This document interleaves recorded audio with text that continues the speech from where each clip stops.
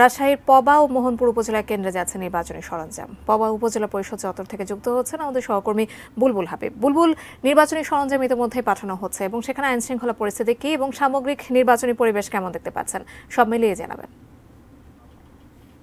আসলে দুপুর 12টার দিকে এই নির্বাচনী সরঞ্জামাদি সেটা বিতরণ করা শুরু হয়েছে। আপনি জানেন যে আগামীকাল রাজশাহীর পবা ও মোহনপুরে দুটি উপজেলারই আসলে নির্বাচন অনুষ্ঠিত হবে এবং পবা মোহনপুর দুটি নির্বাচনী কেন্দ্র এই উপজেলা চত্বর থেকে কিন্তু নির্বাচনী সরঞ্জামাদি বিতরণ হয়েছে। রাজশাহীর আইন শৃঙ্খলা পরিস্থিতি এখন পর্যন্ত আমাদের সাথে ভালো রয়েছে। আমাদের সঙ্গে রাজশাহীর জেলা প্রশাসক রয়েছে, তার কাছ থেকে আমরা একটু আইন শৃঙ্খলা পরিস্থিতি খবর জেনে নেব। একটু বলবেন যে এখন কালকে তো তৃতীয় ধাপে নির্বাচন হচ্ছে, এর আগে দুইটা ধাপ অতিক্রম হয়েছে, সার্বিকভাবে নির্বাচনের পরিস্থিতি কেমন দেখছেন? জি ধন্যবাদ। আপনারা যেমনটি আগে দেখেছেন, প্রথম এবং দ্বিতীয় পর্বে রাজশাহী জেলায় 5টি উপজেলায় অবাধ, সুষ্ঠু এবং নিরপেক্ষ নির্বাচন অনুষ্ঠিত হয়েছে। তারই ধারাবাহিকতায় পবা এবং মোহনপুরে আগামীকাল উপজেলা পরিষদ নির্বাচন হতে যাচ্ছে। এখানে পর্যাপ্ত সংখ্যক আইন শৃঙ্খলা রক্ষাকারী বাহিনী নিয়োজিত রয়েছেন। নির্বাচন কমিশনের নির্দেশনা মোতাবেক এক্সিকিউটিভ ম্যাজিস্ট্রেট মোতায়েন আছে।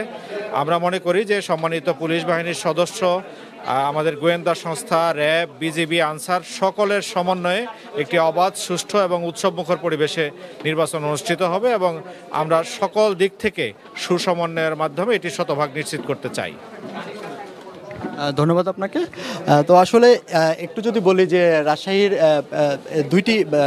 দুইটা উপজেলা যেহেতু নির্বাচন অনুষ্ঠিত হচ্ছে, রাজশাহীর পবা উপজেলায় রয়েছে 84টি কেন্দ্র, দুইটি আসলে পদ্মা নদীর ওপারে চরে, দুর্গম চরে, আর মোহনপুর উপজেলায় 45টি কেন্দ্র রয়েছে। সেখানে আসলে এই মোট এই যে কেন্দ্রগুলোতে আসলে উপজেলা চেয়ারম্যান পদে 9 জন, ভাইস চেয়ারম্যান পদে 13 জন এবং মহিলা ভাইস চেয়ারম্যান পদে 9 জন প্রতিদ্বন্দ্বিতা করছেন। অর্থাৎ কেন্দ্রগুলোতে আসলে এই প্রিজাইডিং অফিসার, আইন শৃঙ্খলা বাহিনীর সদস্যদের উপস্থিতিতে যদি পৌঁছানো হয়ে গেলে, এই নির্বাচনী সরঞ্জাম দিয়ে পৌঁছানো হয়ে গেলে, সেখান থেকে আসলে সেটা হলো আবার সহকারী রিটার্নিং কর্মকর্তাকে অবহিত করার কথা রয়েছে। অর্থাৎ আশা করা হচ্ছে যে আসলে এখানকার আইন শৃঙ্খলা বাহিনীর সদস্যরা আশা করছেন যে নির্বাচন সুষ্ঠু ও শান্তিপূর্ণভাবে হবে।